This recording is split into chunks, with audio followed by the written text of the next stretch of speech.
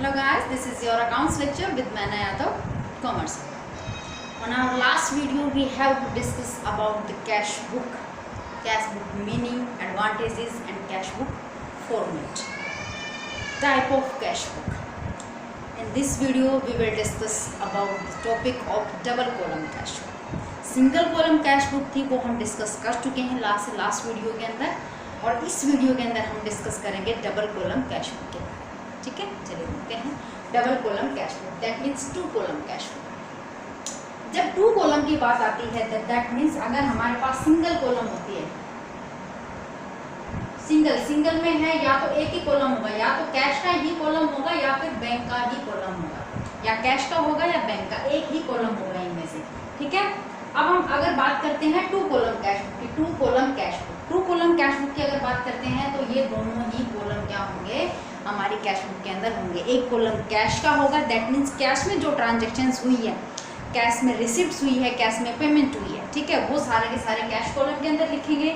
और जो bank column में क्या लिखेंगे, बैंक के थ्रू जो ट्रांजेक्शन हुई, चेक के थ्रू जो ट्रांजेक्शन हुई, हमारी जो पेमेंट हो चाहे रिसिप्ट्स हो, वो हम बैंक वाले कॉलम के अंदर लिखेंगे। अब हम बात करेंगे double column cash book, two column cash book, that means cash और बैंक दोनों के दोनों कॉलम हमारी कैश बुक के अंदर होंगे। ठीक है, फॉर्मेट देख लीजिएगा एक बार। वैसे तो फॉर्मेट मैंने सिंगल कॉलम कैश बुक का आपको बताया था, लेकिन अभी डबल कॉलम कैश बुक का फर्स्ट ऑफ ऑल पहला कॉलम आएगा हमारे पास क्या, date, particular, voucher number, ledger folio, cash column and bank column. ये अमाउंट है, ये कैश का अमाउंट इधर आएगी और बैंक की अमाउंट इधर आएगी। ठीक है, ये पूरी की पूरी क्या है हमारी डेबिट साइड, ये क्या है पूरी की पूरी हमारी डेबिट साइड। क्रेडिट साइड में भी सेम होगा कि date, particular, voucher number, ledger folio, cash column, bank column, amount का, ये हमारी क्रेडिट साइड है। क्लियर हो गया? ये फॉर्मेट इसलिए जल्दी क्लियर हो गया होगा आपको क्योंकि मैंने सिंगल कॉलम कैश बुक के अंदर जो फॉर्मेट मैंने बताया था, एक एक कॉलम के बारे में मैंने आपको डिटेल से डिस्कस किया था आपके साथ में। ठीक है, डिटेल से बताया था आपको। यहाँ सिर्फ चेंज क्या हुआ है, यहाँ कॉलम दो बन गए, अमाउंट के कॉलम दो बन गए हमारे पास दोनों साइड में, डेबिट साइड में भी और क्रेडिट साइड में भी। एक कैश का कॉलम बन गया है, एक बैंक का कॉलम बन गया, सेम उधर भी ऐसा, सिर्फ इतना ही चेंजेस है, बाकी फॉर्मेट आपका सेम। ठीक है, तो चलिए हम डिस्कस करते हैं। यहाँ कुछ ट्रांजेक्शन्स ऐसी हैं जो दोनों के अंदर आती हैं, उनका हम किस तरीके से एंट्रियाँ करेंगे कैश बुक के अंदर, किस तरीके से उनको हम रिकॉर्ड करेंगे। देखते हैं सबसे पहले बैंक अकाउंट। जो बैंक अकाउंट होता है वो एक पर्सनल अकाउंट होता है। क्या है?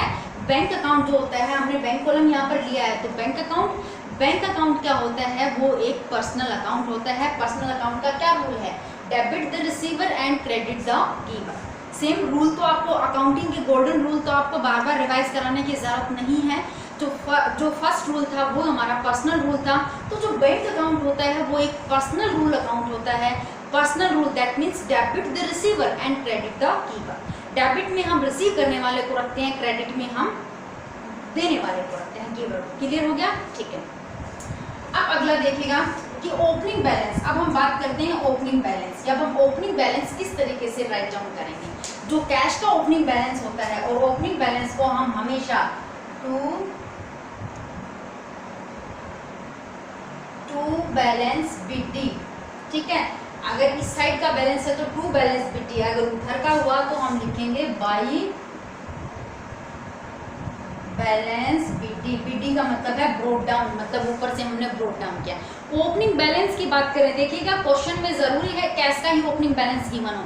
अगर कैश का ओपनिंग बैलेंस गिवन होगा तो वो हमेशा आपका डेबिट बैलेंस ही गिवन होगा। समझ में आ रही बात? वो हमेशा आपका डेबिट साइड का बैलेंस गिवन होगा। That means to balance BT हम लिखेंगे। ठीक है, टू बैलेंस बीटी हम लिखेंगे। लेकिन जो कैश का, जो बैंक का बैलेंस है वो आपका दोनों टाइप का हो सकता है। वो आपका इधर का भी हो सकता है, इधर का भी हो सकता है, डेबिट साइड का भी और क्रेडिट साइड का भी, दोनों तरफ का भी हो सकता है। वो क्वेश्चन में देखना पड़ेगा हमें कि कौन सी साइड का बैलेंस हमारा गिवन है, बैंक का। ठीक है, तो अगर इधर का गिवन है डेबिट का तो टू बैलेंस बीटी लिख देंगे, और अगर इधर का गिवन है तो बाई बैलेंस बीटी लिख देंगे। क्लियर हो गया? समझ में आया? ठीक है, ये जो इधर वाला जो बैलेंस होता है, ठीक है, इस साइड अगर हम जब लिखते हैं पर्टिकुलर में कि बाई, जैसे फर्स्ट जन को ही है, फर्स्ट जन को बाई बैलेंस बीटी, ये इधर का बैंक के कॉलम में। ठीक है, कैश का कभी नहीं हो सकता इधर वाला, कैश का तो हमेशा डेबिट का ही होगा। ठीक है, डेबिट साइड का ही होगा। यहाँ लिख दिया हमने 12,000, तो ये 12,000 है। जो कि हमने लिखा क्रेडिट साइड में है, दैट मीन्स ये ओवरड्राफ्ट बैलेंस है। ओवरड्राफ्ट बैलेंस का मतलब होता है ये माइनस का बैलेंस होता है। दैट मीन्स अगर हमारे अकाउंट में जितने पैसे हैं उससे ज़्यादा हमने बैंक से पैसे विड्रॉ करा रखे हैं। समझ में आ रही बात? समझ में आ रही बात? हमारे बैंक अकाउंट में है 10,000 रुपये। बैंक के साथ हम नॉर्मल रेगुलर कस्टमर है, बैंक के हमारे एक अच्छे कस्टमर के अंदर आते हैं जो कि हम सारी अपनी रिस्पॉन्सिबिलिटी टाइम पे आउट करते हैं, या फिर मतलब फ्रॉड कस्टमर नहीं, अच्छे कस्टमर। तो अगर हम बैंक से रिक्वेस्ट करते हैं कि हमारे अकाउंट में तो है 10,000 और आप हमें 12,000 रुपीज़ दे दीजिएगा, तो बैंक का आपका ओडी लगा देता है। ओडी का मतलब होता है बैंक ओवरड्राफ्ट लगा करके आपको 12,000 रुपीज़ दे देता है। इसलिए हम बोल रहे हैं कि वो माइनस का बैलेंस होता है। दैट मीन्स आपके अकाउंट में जितने पैसे हैं उससे ज़्यादा आपने विड्रॉ करा रखा है, तो कुछ माइनस का बैलेंस है। इसलिए बैंक का दोनों साइड का बैलेंस ओपनिंग बैलेंस हो सकता है। तो हमने डिस्कस किया ओपनिंग बैलेंस के बारे में। ओपनिंग बैलेंस क्लियर हो गया। कैश का ओपनिंग बैलेंस हमेशा इसी साइड का होता है, डेबिट साइड का होता है। टू बैलेंस ईडी से के हिसाब से हम लिखते हैं, टू बैलेंस बीडी के हिसाब से लिखते हैं। बैंक का दोनों तरफ का हो सकता है, इधर का भी हो सकता है, इधर का भी हो सकता है। इधर का है तो टू बैलेंस बीडी, इधर का है तो बाई बैलेंस बीडी। क्लियर है? अगर गिवन है क्वेश्चन में तो लिख देंगे, नहीं गिवन है तो नहीं लिखेंगे। आगे देखिए, आगे हम बात करते हैं कॉन्ट्रा एंट्रीज की। कॉन्ट्रा एंट्री देखिएगा, कॉन्ट्रा एंट्री होती क्या है पहले तो ये देखिए। कॉन्ट्रा एंट्री जो दोनों साइड इफेक्ट डालती है। अब तक हमने कैश बुक के अंदर जो काम किया था, या तो इधर इफेक्ट डालती थी डेबिट साइड में या फिर क्रेडिट साइड में। दैट मीन्स या तो रिसिप्ट साइड में या पेमेंट साइड में। ठीक है। कॉन्ट्रा एंट्री का मतलब होता है ये ऐसी एंट्री होती है जो दोनों साइड इफेक्ट डालती है। आपकी डेबिट साइड में भी इफेक्ट पड़ेगा उसका, और आपकी क्रेडिट साइड में भी उसका इफेक्ट पड़ेगा। देखिए कैसे। फर्स्ट कॉन्ट्रा एंट्री का फर्स्ट पार्ट जो दिया गया है कि कैश डिपॉजिट इनटू बैंक।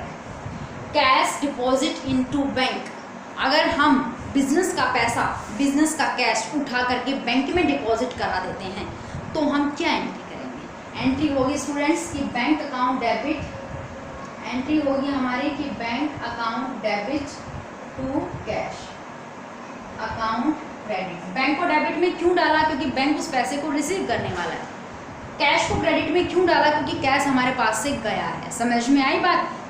ये पर्सनल अकाउंट के हिसाब से, ये रियल अकाउंट के हिसाब से। ठीक है। कैश गया इसलिए क्रेडिट में डाल दिया, बैंक को डेबिट में इसलिए डाला क्योंकि बैंक उस पैसे को रिसीव करने वाला है। समझ में आ रही बात? जब हम, अगर आपके पास ट्रांजेक्शन हो कि cash deposit into the bank, business का कैश उठा करके हमने बैंक में डिपॉजिट करा दिया, तो एंट्री करेंगे हम ये। अब इस एंट्री को देखिए हम किस तरीके से पोस्ट करते हैं कैश बुक के अंदर। ध्यान से देखना इसको। ठीक है। ये देखो बैंक, अगर यहाँ पर लिख दिया हमने 10,000, मान के चलो कि 10,000 रुपीज़। बैंक किस साइड दिया गया है? डेबिट साइड में। तो डेबिट साइड में बैंक कॉलम में बैंक दिया गया है ना, वो भी डेबिट साइड में। तो डेबिट साइड में बैंक कॉलम में लिख दिए हमने कितने? 10,000 रुपीज़। पार्टिकुलर में क्या लिखेंगे? पार्टिकुलर में लिखेंगे जो इसके अपोजिट में दिया गया है। और अपोजिट में क्या दिया गया है? कैश। अपोजिट में मतलब उसके अपोजिट डायरेक्शन में। बैंक अगर डेबिट में था तो इसके अपोजिट डायरेक्शन क्या होगी? क्रेडिट। और क्रेडिट में क्या लिखा है? To cash. तो हम पर्टिकुलर में लिख देंगे टू कैश। समझ में आया? डेट जो भी है वो लिख देंगे। समझ में आया? नहीं आया? आ गया होगा। ठीक है। अब देखो, अब इसी एंट्री को हम दोबारा से करते हैं। कैश कहाँ लिखा है? क्रेडिट में। कैश कहाँ लिखा है? क्रेडिट में। तो क्रेडिट साइड में भी कैश का कॉलम है हमारे पास, है या नहीं है?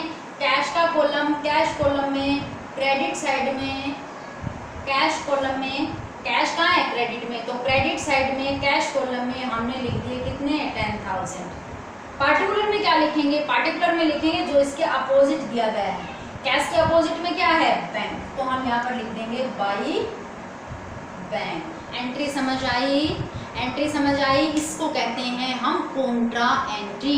मतलब वो दोनों साइड इफेक्ट डालती है, डेबिट साइड में भी इफेक्ट करेगी और क्रेडिट साइड में भी इफेक्ट करेगी। समझ आया? ठीक है। फिर से एक बार रिवाइज करा देती हूँ, देखना। सबसे पहले हमने लिखा था कि cash deposit into the bank. Bank में हमने कैश डिपॉजिट कराया, ये एंट्री हमने की। अब हमने इसको इस कैश बुक के अंदर पोस्ट करना है। इस एंट्री को कैसे करोगे? बैंक डेबिट में था तो डेबिट साइड में बैंक के कॉलम में 10,000 डाल दिया। पार्टिकुलर में लिखा जो इसके अपोजिट में गिवन है, क्या लिखा है? To cash. ठीक है। अब ये कैश क्रेडिट में गिवन है तो क्रेडिट साइड में कैश के कॉलम में 10,000। पार्टिकुलर में क्या लिखा? जो इसके अपोजिट में है बाई बैंक। क्लियर? ठीक है। आगे देखिए, इसी का सेकंड पार्ट, काउंटर एंट्री का सेकंड पार्ट जिसकी बात करें, cash withdraw from bank, bank से पैसा निकलवा लिया, वो भी ऑफिस यूज के लिए, ठीक है। यहाँ पर हम लिख सकते हैं OFFIC, ऑफिस यूज के लिए। कैश विड्रॉ फ्रॉम बैंक मतलब बैंक से हमने पैसा निकलवाया और ऑफिस यूज के लिए बैंक अकाउंट से निकलवा करके और हम बिजनेस में ले आए उस पैसे को, बैंक से निकलवा करके बिजनेस में ले आए। क्या एंट्री करेंगे, क्या आया हमारे पास, क्या आया हमारे पास, कैश, कि कैश अकाउंट डेबिट अमाउंट 10,000 ही रख लीजिएगा, और देने वाला कौन है, to bank account credit 10,000, entry ये करेंगे।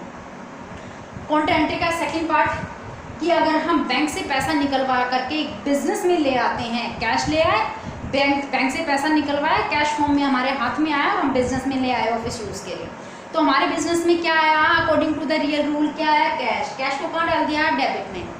देने वाला कौन है, according to the personal rule, देने वाला कौन है, बैंक, तो बैंक को कहाँ डाल दिया, क्रेडिट में। एंट्री आ गई हमारी, ठीक है। अब इस एंट्री को उठाकर हमने यहाँ पोस्ट करना है, ठीक है।